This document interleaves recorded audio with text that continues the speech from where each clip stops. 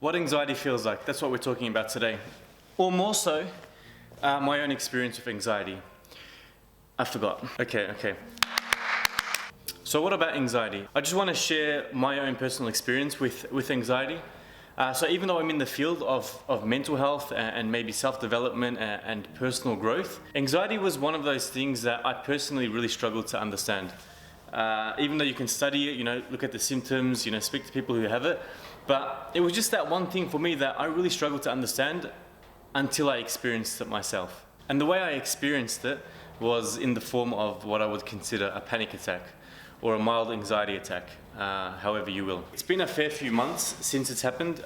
It's been a while now, I don't know, 2, 3, 4 months. I've sort of lost track, but basically what happened was I was working at the time and the symptoms sort of started a couple of days before the actual panic attack. So a couple of days before, I remember I had this feeling in like the back of my throat, like, how do I explain it? Like, when you feel, it felt like a ball in the back of my throat. When, I hope I'm not speaking too loud because the microphone's like right here. Hello? When you feel like you need to cry and you try to hold it in and you feel like that you've got that ball there almost?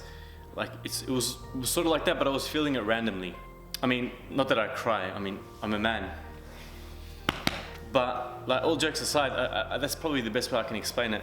What else happened a couple of days prior? I felt like I had this real like heaviness or like tightness around my chest area, and like no matter how much I would breathe, like I would just try to take a deep breath, but I couldn't just take that one, that one comfortable or comforting deep breath that would just calm you down. Like I just didn't have that. No matter what I was doing, I felt like there was that heaviness on my chest. So I just tried sleeping it off for a couple of days, and then I went to work. I think it was a Monday, and this is when everything sort of happened. Okay, so basically what happened was I walked into work, and immediately I realized I was struggling to focus. I really hope that sound is not being picked up on the mic. It probably is. So I walked into work, and I straight away, immediately realized I can't focus on anything. I can't concentrate. I'm almost a little bit dizzy. It's almost like, how do I explain this? It's almost like your peripheral vision, like the outside of your vision, it's not really working. It's like blurred out. And then the thing that you're meant to be concentrating on is the only thing that you can sort of concentrate on, and that's only like, Assalamu alaikum. Oh, JJ. Middle of it. How's it going? I saw the light, I'm like... Okay.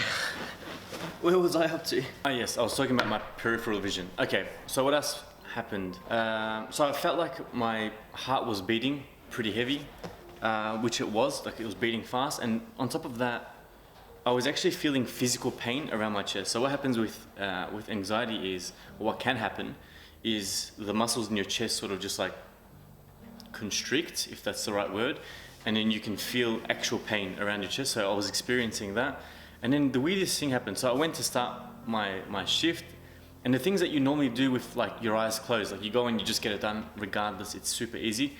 I was struggling. I couldn't do the simplest of tasks. And I would go in and delegate things to people, figure out what needs to be done, organize the day. I was just struggling. I'm assuming I looked pale, like I just couldn't focus. It was just weird. I was just dizzy. It was just a whole bunch of things.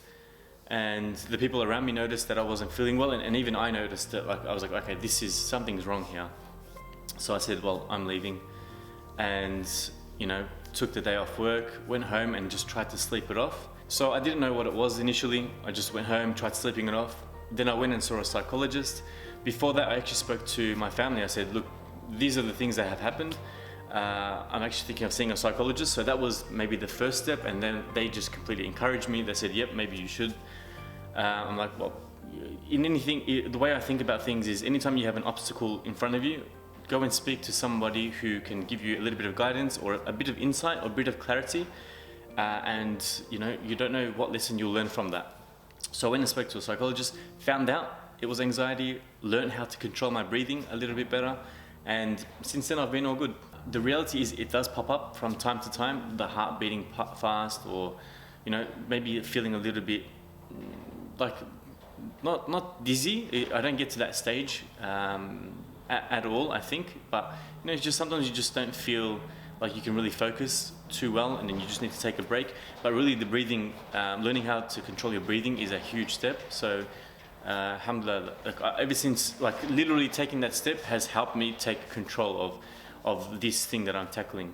So whenever I go through some form of hardship or goodship, or like something good or something bad, there's always some takeaways from it.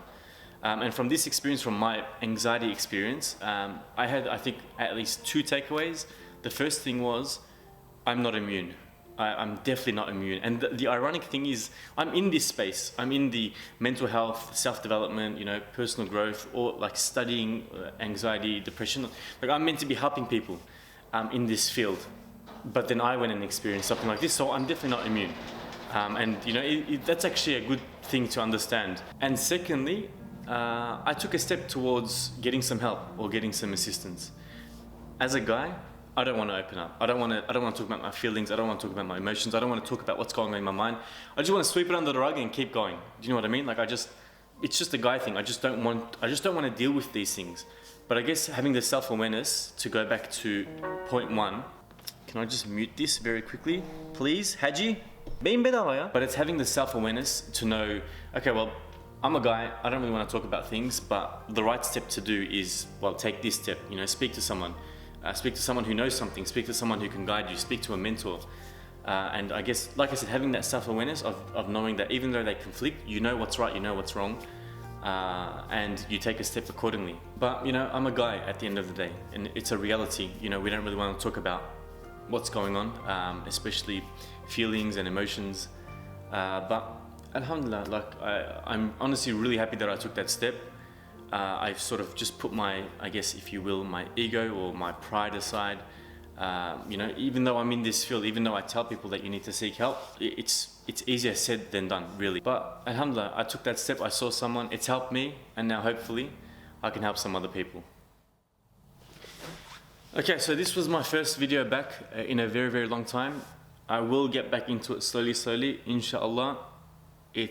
The reality is, when you take a break from something for so long, it really takes a toll or hits at your confidence levels, and that's the reality. So I'm just sort of taking this step, going back into it slowly, and getting back into this world of making videos. So we'll see how we go.